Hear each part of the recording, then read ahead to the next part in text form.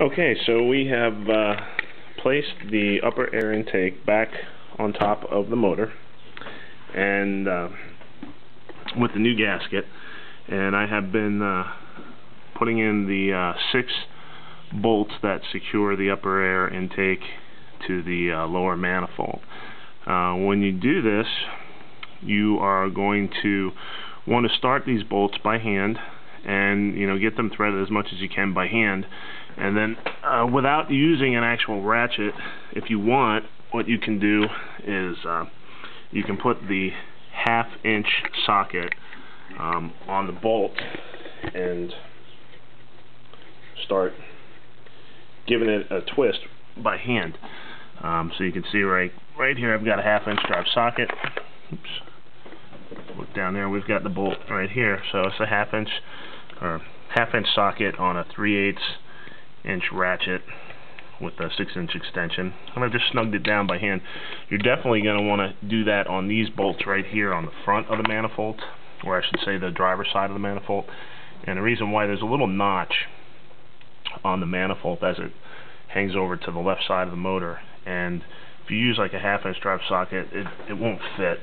So you need a short socket to get under there, or just do it by hand. It's not that bad. These should spin in real nice and easy. If you're meeting any resistance, you probably didn't do it right. So back it out and start over again. You don't want to cross thread these or strip them in your intake manifold. So there's 6 of these. Of course, you've used the new gasket. It is a little challenging to line it up, but can be done. And then the one thing that you want to make sure you do is that big black hose up there. If you've got air conditioning, that is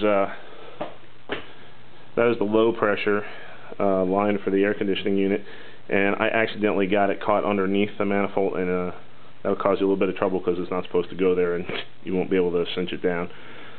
So flip that up. It's kind of flexible. Flip it up over the upper air intake. Slide that underneath.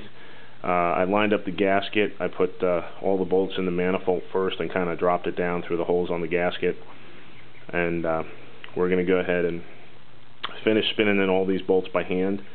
When we're done with that, we're going to use our click torque wrench to torque them down to about somewhere between 15 and 18 foot-pounds. It's real important that you don't over tighten these bolts because they will break, and you don't want these things breaking in your head, or excuse me, in your intake manifold, and you don't want to crack any of the parts either. So please use a torque wrench. It's your best friend. After that, we're going to hook up all the vacuum lines, reconnect the linkages, and we're going to fire this bad boy up and see if we solve the problem or if it's back to the drawing board.